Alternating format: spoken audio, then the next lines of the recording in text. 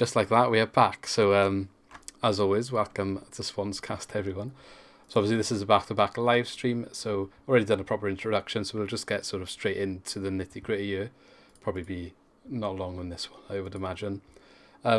Luton Town then on Saturday, so 12:15 kick-off this one, away. How are you feeling ahead of this game, Lee? I don't know. It's going to sound really negative now because I've tried to stay positive, but it's just, I think, just the level of performances we've been showing. We're just going to need something to drag us out of each game now, and I think like Luton away is another just horrible place to go, isn't it? Not a nice team to play at home, and I think I don't think he's going to change it too much again. Yeah. He's not going to make many changes, and I think we're going to see a similar performance that we saw tonight. I think we got a Brentford fan in the chat. Sorry to change conversation here. Can't even beat a team in 13th. You lucky things. We should have won that. Oh no, sorry, Blackburn it is. I couldn't tell if it's Brentford from the name, but whatever. Yeah, whatever. A point away at home at the end of the day. Not what we want when challenging for second place, but it's still a point away from home. Always take a point on the road. And we won the other leg of the season. So 4 points from 2 games against the team. I don't think that's really the end of the world, is it? Let's be honest. Say what you want. Anyway, yeah, back to the Luton game. So, yeah, it's probably going to, you could keep saying that performances are going to turn round and we're going to start playing better football. But at this point, it's been so long that you kind of think maybe we just got to accept we're going to grind the end of the season out. We posted that meme, or Scott posted that meme, or one of you did, about the Jack Sparrow sinking ship walking onto land. It really does feel like that. So we're just sort of getting over the line. Hopefully we'll just manage to cross into the Premier League, but we'll see. If we look at Luton's form, so in their last 5 games they've had 2 defeats, 2 wins and a draw. They lost their last match, which was 3-0 against Norwich. So I mean, Norwich are kind of cruising at the moment. Probably not a good one to judge them off, but they won the previous 2. So they beat Sheffield Wednesday 3-2 and they beat Nottingham Forest 1-0. So it looks like they're kind of shipping some goals. So maybe it is an opportunity for us to get our attacking back, but maybe that's wishful thinking. And they lost 3-0 to Stoke in the other defeat. So yeah, I feel like there definitely is if you're going to have a team, they might be able to score goals themselves, but maybe we should approach this with an attacking mentality. Yeah, I know. I totally agree with you, but I can't see it. He's going to play. I think he'd probably go. We bring Bennett in, maybe. I think because he was on the bench when so I think Bennett might come in. Maybe. I guess they're not rushing him back. That's the idea behind that one. Yeah, I think. Smith has to come into midfield. I think. Apart from that, unless you maybe, like we said, just maybe start with Routledge instead of Lowe, just to mix it up a bit. But. Yeah, it's not going to be too much different what we saw. Someone's saying about Bennett in the chat, saying he thinks Bennett at the back gives the attackers more confidence to stay forward. We all seem to sit in instead of leaving players forward, and I think that's a big factor why we aren't attacking well. So maybe Bennett coming back in then, if that's a good observation. I didn't think of it like that, but maybe it does give the attackers a little bit more freedom, or maybe it gives the midfielders a little bit more freedom to get up a little bit more. Yeah, it's a good shout, because we said about Smith when he came back, didn't he, in the Stoke game, and we said it freed up Fulton, didn't it? And he seemed to play better with Smith in the team. So maybe it has a knock-on effect of Bennett at the back. Maybe it frees Grimes up a bit. I didn't even see Grimes tonight, did you? I was just thinking about that. Not really, but he had a decent rating, so I'm guessing his passing stats and stuff must have ticked over. I haven't looked, so if anyone's saying he had this accuracy, I haven't checked, but SofaScore's saying he had a 7 and that was one of the better ones on our team. So he must have done a couple of things, kept us ticking when he did have the ball. I don't think he had a bad but maybe that leads into that. Yeah. Bennett coming in maybe frees him up a bit to look more forward. Do you know what? I would actually like to see. I know Grimes has kind of moulded his way into, and don't hate me for saying this, but he's kind of like our current version of Leon Britton for what he does. I'm not comparing them before I get shouted at in the comments. I know they're not the same player. I know Britton is class and is a legend, right? But I just mean his role in the team is quite similar. He's meant to sit there and spray the ball around, do a similar sort of job. I know people are going to say he doesn't do it as well. That's not what I'm on about. What I'm trying to say is I would like to see him played a little bit more forward. He used to be a set attacking midfielder. That's what we signed him as. And when he went to Northampton, he played there and he scored quite a few goals. He was there like one of their main attacking threats.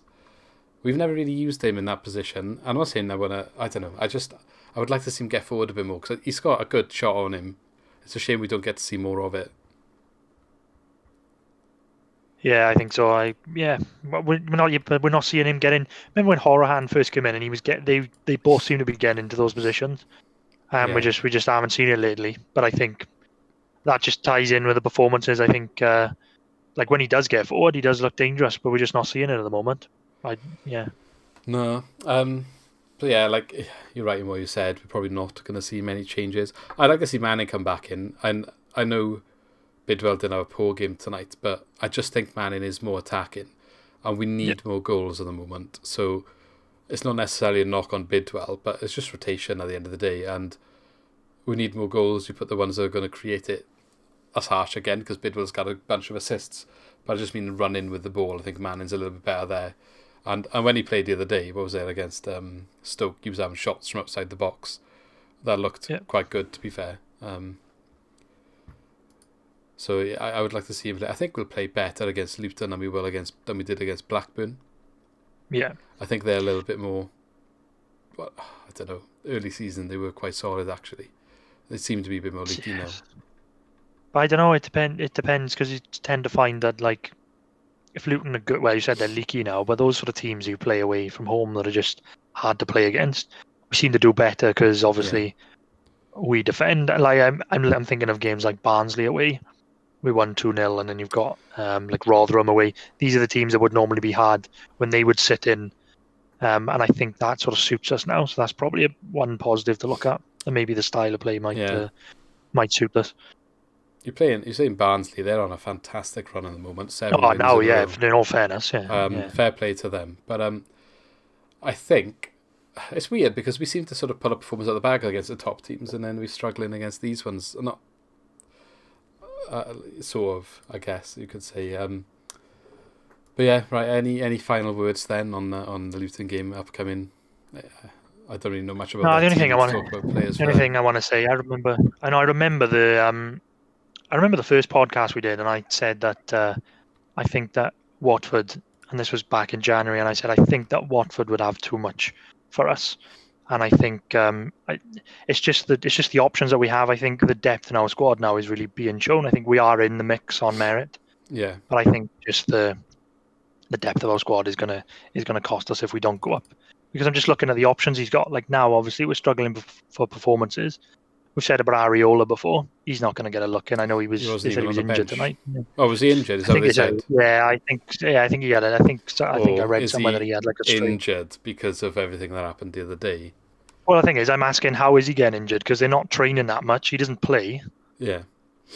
So why is he picking up an injury? And I just think in the options that we got, I think like Danda coming on doesn't do much for me. So I just think. I feel like I'm sounding negative, but. I think Dander's coming to that sort of last chance saloon soon. Yeah, I think if he doesn't pick up, he could be one last. If someone bids for him in the summer, he might go. You know what I mean? And no one's really going to bat an eyelid. Look, if we get promoted as well, there's probably not a place for him, is there? He was getting linked to all sorts of clubs in January. I just don't really know where that's come from. Leeds, some German Bundesliga teams. Bit of a weird one for me. Yeah. But, the last thing I want to say is. This is the first midweek game in quite a few weeks, so we played Tuesday.